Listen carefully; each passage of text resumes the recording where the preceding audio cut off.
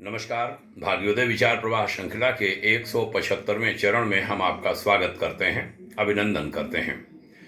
250 की संख्या को आज हम छू गए। रविवार 1 अक्टूबर 2023। आप सबके सहयोग के लिए आभार। आज एक ज्वलंत मुद्दा लेता हूं। अक्सर देखता हूं कि जातियों की चर्चा होती है, वर्गों की चर्चा होती है, उनके बंटवारे की चर्चा होती है। चुनावों में न जाने अगड़ी पिछड़ी उचली निचली जातियों की चर्चा होती है, पिछड़ी दलित जातियों की चर्चा होती है। कई बार कान पक जाते हैं। 1947 में जो जातियों की संख्या देश में थी, उसमें हजारों का इजाफा हो गया। सरकारों ने कर डाला। पता नहीं क्या होता है, हम लोग समझ नहीं पाते हैं, लोगों का ध्यान भी नहीं जाता है। लेकिन जब गंभीरता से ध्यान जाता है तब चिंता होती है। मंदिरों में प्रवेश वर्जित था किन्हीं वर्गों का, इसकी खूब चर्चा होती है। जब हम इतिहास के आईने में देखते हैं तब ये जातियों का किसी का प्रवेश कहीं ऐसा दिखता ही नहीं है। 19वीं शताब्दी के पहले ऐसे कोई भेदभाव की चर्चाएं नहीं होती। मुगल काल में अवश्य बहुत सारे ऊंचे नीचे लोग किए गए, उसका असर पड़ता रहा, लेकिन मंदिरों में प्रवेश कोई नहीं कर सकते अमुक अमुक लोग। ये बातें सब 1908 के बाद आती हैं, यानी 19वीं शताब्दी में आती हैं। हजारों साल से जिनको दलित कहा गया, मैं तो उन्हें राष्ट्र का शिल्पी कहता हूं। वो मंदिरों में पूजा करते आ रहे थे, लेकिन अचानक 19वीं शताब्दी में ऐसा क्या हो गया कि दलितों को प्रवेश नकार दिया गया मंदिरों में। क्या इसका सही कारण मालूम है, या सिर्फ किसी जाति विशेष को, ब्राह्मणों को गाली देकर ही मन को झूठी तसल्ली दे लेते हो? इसको बंद किया जाना चाहिए। अछूतों को मंदिर में नहीं घुसने की सच्चाई क्या है? ये काम पुजारी करते थे या अंग्रेजों के द्वारा किया गया एक ये षड्यंत्र था? 1932 में एक कमेटी बनी थी, लोथियन कमेटी उसका नाम है। गूगल पर भी उसकी रिपोर्ट्स उपलब्ध हैं। उसकी रिपोर्ट जब डॉक्टर अंबेडकर जी ने सौंपी थी, तब अछूतों को मंदिर में नहीं घुसने के जो उद्धरण पेश किए गए थे, उसमें एक सूची भी लगाई गई थी। वो सूची अंबेडकर जी ने नहीं बनाई थी, वो सूची पहले कभी बनाई गई थी 1908 में अंग्रेजों के द्वारा, और वो गरीब लोगों की लिस्ट कही गई थी, जो लोग मंदिर में घुसने के लिए अंग्रेजों के द्वारा लगाए गए टैक्स को देने में असमर्थ थे। और वो षड्यंत्र हुआ था, क्षमा करें 1908 नहीं, 1808। 1808 ईस्वी में ईस्ट इंडिया कंपनी पुरी के श्री जगन्नाथ मंदिर को अपने कब्जे में लेती है और फिर लोगों से कर वसूला जाता है। काहे के नाम पर? तीर्थ यात्रा के नाम पर। हिंदुओं के 4 ग्रुप बनाए जाते हैं, उनमें से जो चौथा ग्रुप है उसको कंगाल ग्रुप उन्होंने नाम दिया था। उसकी एक लिस्ट जारी करते हैं।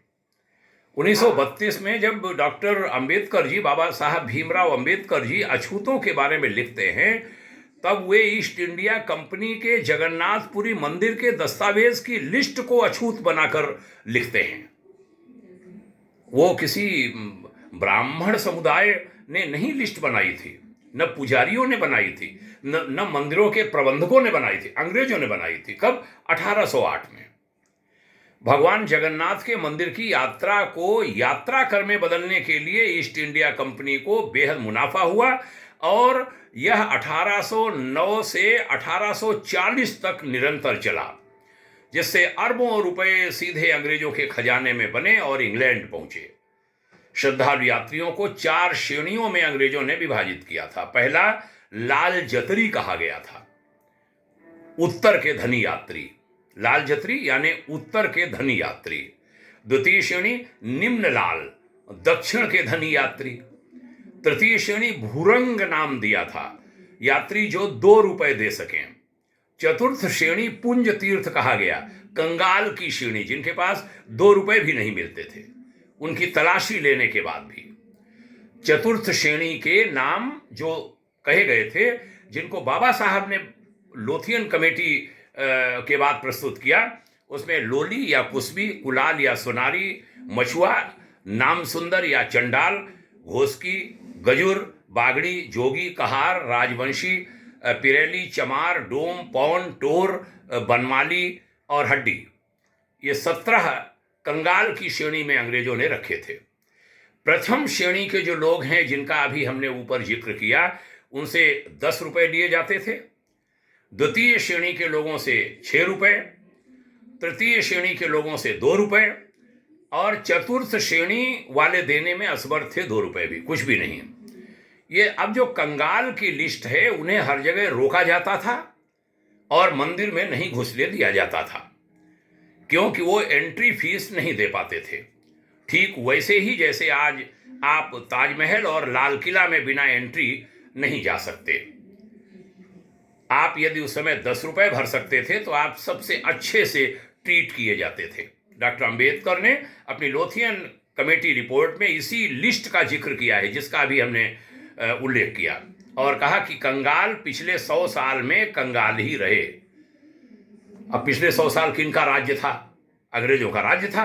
1808 में बनी थी, 1932 में रिपोर्ट पेश की जा रही है, उसमें लिस्ट पेश की जा रही है। बाद में वही कंगाल अंग्रेजों द्वारा अछूत बना दिए गए, और बाद में हमारे जो काले अंग्रेज हमारे देश में आ गए, उनके द्वारा एक षड्यंत्र के तहत अछूत घोषित कर दिए गए, ताकि हिंदू समाज विभाजित हो सके और उन्हें बरगलाकर उनका धर्मांतरण कराया जा सके, उन पर शासन किया जाता रहे। हिंदुओं के सनातन धर्म में छुआछूत मूल रूप से कभी रही ही नहीं। इतिहास की जो बातें कही जाती हैं वो भी झूठ हैं, उनको गलत परोसा गया है, छेड़छाड़ की गई है ग्रंथों के साथ, और जो ऐसे ग्रंथ लिखे गए, साहित्य लिखे गए भरमाने वाले, उनको खूब प्रचारित किया गया। यदि ऐसा नहीं होता तो सभी हिंदुओं के शमशान घाट अलग होते, चिताएं अलग होती, और मंदिर भी जातियों के हिसाब से बनते। हरिद्वार आदि में अस्थि विसर्जन के लिए भी जातियों के लिए, अलग अलग जातियों के लिए अलग अलग घाट बनते। सक्षम थे उस समय, नहीं किया उन्होंने, न तब किया था, न आज होता है। सबका एक साथ होता है, कोई वहां नहीं पूछता किस जाति से आए हो। यह जातिवाद आज भी ईसाइयों में, मुसलमानों में ऐसा थोड़ी जातिवाद नहीं है, वहां है। उनमें जातियों और फिरकों के हिसाब से अलग अलग चर्च हैं, अलग अलग मस्जिदें हैं, अलग अलग कब्रिस्तान भी बने हैं। हमारे यहां नहीं है। कल ही हम गए एक बैकुंठ धाम पर, सभी बिरादरियों के लोग आते हैं। सनातनी हिंदुओं में जातिवाद, भाषावाद, प्रांतवाद, धर्म निरपेक्षतावाद, जड़तावाद, कुतर्कवाद, गुरुवाद, राजनीतिक पार्टीवाद पिछले 1000 वर्षों में आया है, और वह विदेशी आक्रांताओं, उनके शासकों और अंग्रेजी शासकों ने षड्यंत्र से डाला है, ताकि विभाजित हिंदुओं पर शासन करने में आसानी हो। एक बात बड़ी दृढ़ता से कहूंगा कि एकजुट हिंदुओं पर शासन करना विश्व की किसी भी प्रजाति के बस की बात नहीं, यदि सनातनी एकजुट हो जाए, क्योंकि उसकी बहुत ताकतवर है वह। इसलिए हे, हाथ जोड़ के कहूंगा कि हे भारत में रहने वाले सनातनियों और दुनिया भर में फैले सनातनी समाज के स्वजनों, भारतवासियों, भारतवंशियों, तुम एक हो जाओ, मुट्ठी बांधकर एक हो जाओ। अपने बीच जातियों, धर्मों के सभी भेदभाव दूर कर दो। आज की भाग्योदय विचार प्रवाह श्रृंखला में यही निवेदन करता हूं, पुनः प्रणाम करता हूं। यह वार्ताएं अन्य लोगों में भी फैलती रहें, यह आग्रह करता हूं। आज 250 रविवार हो गए। उधर युग ऋषि विचार श्रृंखला चल रही है, 1005वां दिन है आज, और चरैवेति चरैवेति श्रृंखला वह भी बड़ी सुंदर चली। उसमें भी आज हम लोग एक अच्छी संख्या पार करते हुए चले जा रहे हैं। 274वां दिन है शायद। बहुत बहुत धन्यवाद ध्यान से सुनने के लिए। इन वार्ताओं में सहयोग करिए, योगदान कीजिए, आप सबका भी हाथ लगता रहे, यही निवेदन, आप सबके उज्जवल भविष्य की शुभकामना कहता हूं। बहुत बहुत मंगल कामना। प्रणाम। ओम शांति।